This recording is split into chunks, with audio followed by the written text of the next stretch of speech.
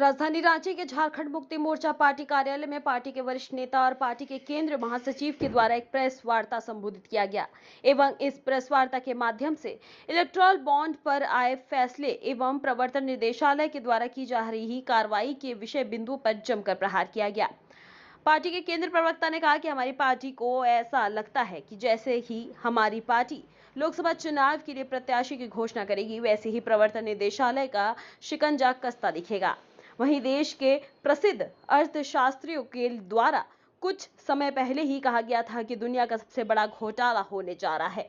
वह घोटाला electoral bond विषय के माध्यम से सामने होता दिख रहा है। इसका उदाहरण छत्तीसगढ़ के महादेव ऐप एवं दिल्ली का शराब घोटाला दिखता है।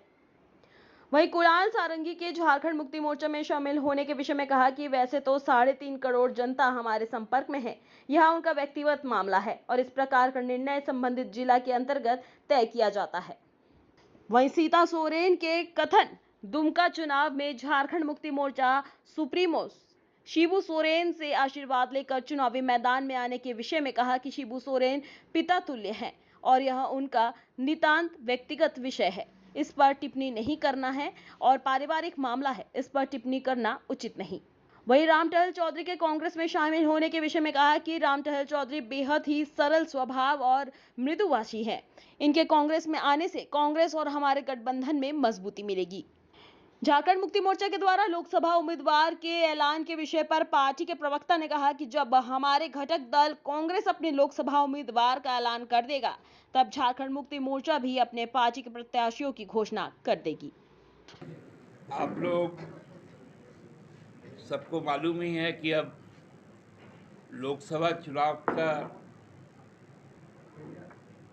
जो औपचारिकता है, उसका प्रथम चरण का जो नामांकन की प्रक्रिया है, वो अब समाप्त हो गई है और देश में चुनाव की जो आचार संहिता कुछ दिन पहले से लागू थी, अब चुनाव के प्रक्रिया में आ गई। इस बीच में सुप्रीम कोर्ट का जो ऐतिहासिक फैसला आया इलेक्टोरल बॉन्ड पर, और विपक्ष पर जो ईडी के छापे पड़े कार्रवाई हुई, नेताओं को जेल के अंदर किया गया, चुनाव में हार का डर इस प्रकार का है कि अब तो विपक्ष के प्रत्याशी के नाम की घोषणा होती है तो तुरंत ईडी उसके दरवाजे पर पहुंच जाती है। ये हम लोगों को कल महाराष्ट्र में देखने को मिला। बहुत सारे साथी पूछेंगे आप लोग कब प्रत्याशी की घोषणा करेंगे, तो इसलिए मैं आगाम कह दे रहा हूं कि जहां हम लोग अपना प्रत्याशी का नाम का घोषणा करें, फिर ईडी ना पहुंच जाए, क्योंकि अब तो बहुत सारे लोग चुनाव इसलिए नहीं लड़ना चाहते कि वो ईडी के रडार में नहीं आना चाहते, और कुछ लोग ईडी के रडार से बचने के लिए भी चुनाव लड़ रहे हैं। दोनों बातें। लेकिन जो सबसे बड़ी खबर है, वो खबर है कि देश की जो फिनांस मिनिस्टर है, उनके पति पराक्कल प्रभाकर, जो देश के 10 सर्वश्रेष्ठ और प्रसिद्ध अर्थशास्त्री हैं, उस श्रेणी में आते हैं। अर्थशास्त्र में उनकी पकड़ का लोहा पूरी दुनिया मानती है। हम लोगों को गर्व है कि अमर्त्य सेन का, अभिजीत बैनर्जी का, डॉक्टर मनमोहन सिंह जी का, प्रभाकर जी का ये देश है। ये इलेक्टोरल बॉन्ड के समय ही इन लोगों ने जो बातें कही थी, कि दुनिया का सबसे बड़ा स्कैम होने जा रहा है, वो बातें अब सही साबित होने लगी। हम लोगों ने देखा था छत्तीसगढ़ के चुनाव में महादेव ऐप के नाम पर चुनाव लड़ा गया। अभी दिल्ली में कथित शराब घोटाले के स्कैम आए, जो अब सामने आ रहा है कि जो स्कैम में जो मुख्य किरदार है, जो सरकारी गवाह भी, वो पहला इलेक्टोरल बॉन्ड खरीदकर टीडीपी को देता है, जो भाजपा के सहयोगी है। दूसरी बार बॉन्ड खरीदकर बीआरएस को देता है। और जब शराब कांड को रचा जाता है और एक लोकतांत्रिक सरकार और पार्टी को समाप्त करने के लिए उसको हथियार के तौर पे लेती है, तब वो 55 करोड़ रुपए भाजपा को देती है।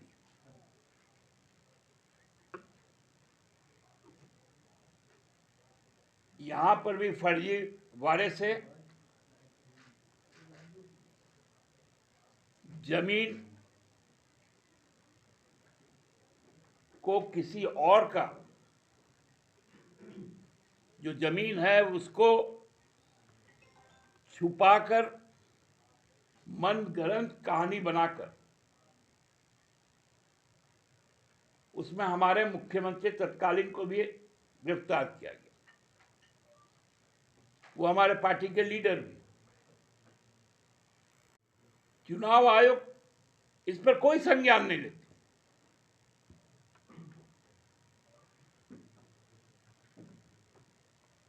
अजीब सा यहां पर एक माहौल बनाकर रख दिया गया। 17 चुनाव लोकसभा के हो चुके, इतना डर और आतंक का माहौल आज तक नहीं रहा।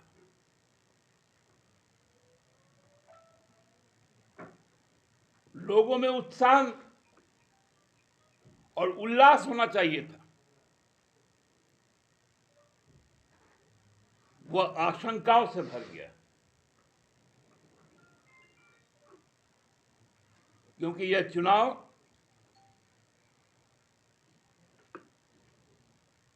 लोकतंत्र में नहीं हो रहा है,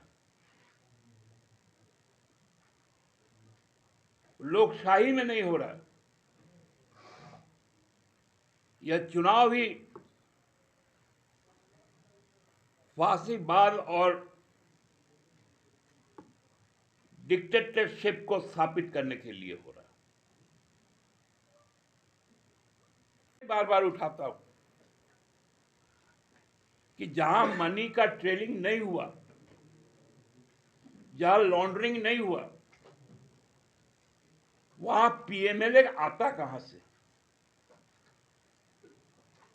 और जहां अब यह स्पष्ट हो गया कि जो शरद चंद्र रेड्डी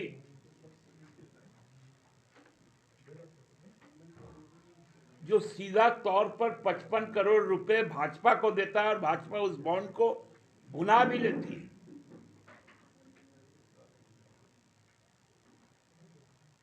तो वहां पीएमएलए नहीं होता।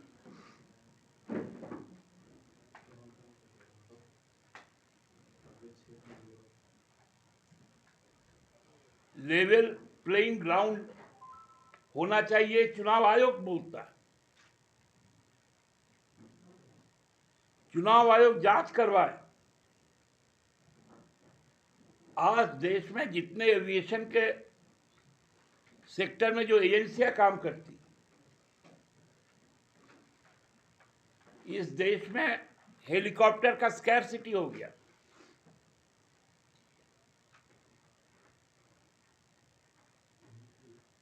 %55 एयरक्राफ्ट या फ्लाइंग मशीनें वो भाजपा के द्वारा आरक्षित कर ली गई।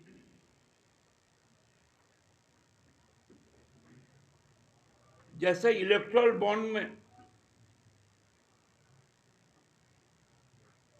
यही प्रतिशत से और थोड़ा ज्यादा भाजपा को अकेले मिला, अब यह क्राउड भी उसी तरह का हो गया। तो विडंबना है, दिया तले अंधेरा हम लोग नहीं कहते हैं, ये सब भी एक जुमला है।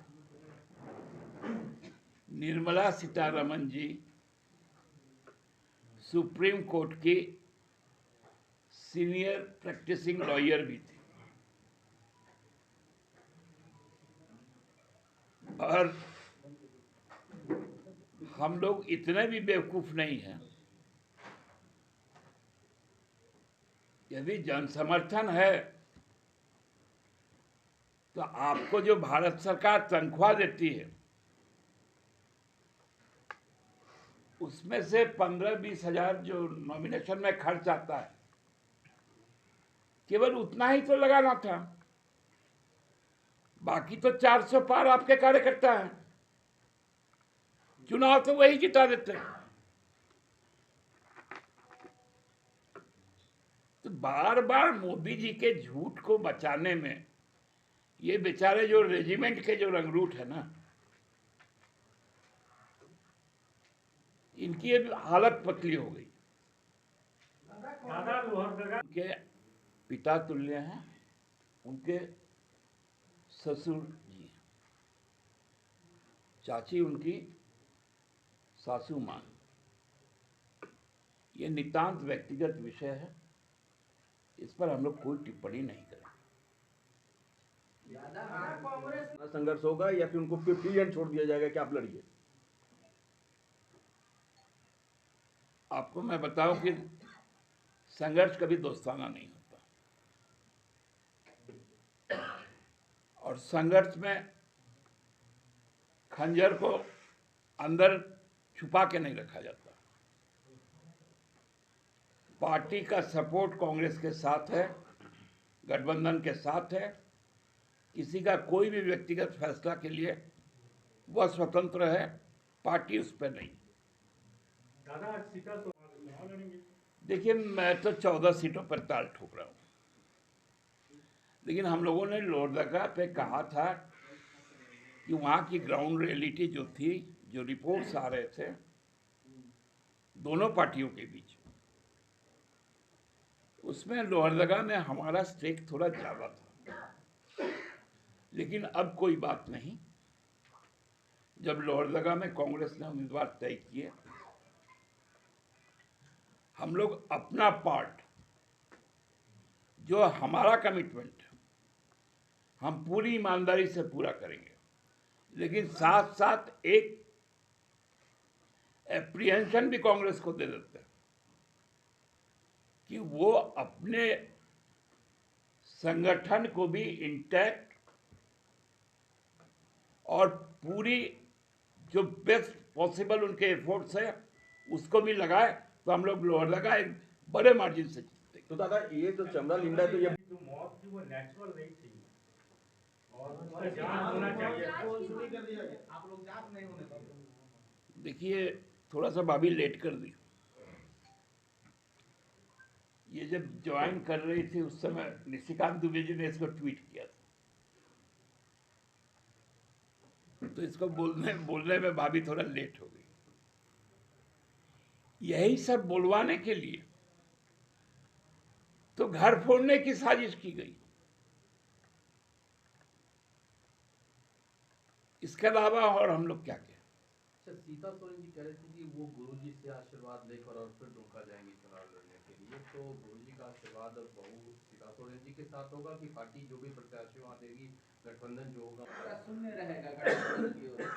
अब हम लोग बाहर से महिला कहाँ लाएंगे? आपके पास नहीं है, घर में? घर में है, लेकिन चुनाव में हम अपनी पार्टी की बात कह सकते हैं कि जो जिला कमेटियों का सुझाव है, क्योंकि बहुत ज्यादा सीट पर हम चुनाव लड़ भी नहीं रहे, और जो 3 सीट है हमारा वो रिजर्व है, तो वहाँ संभावना बहुत कम है।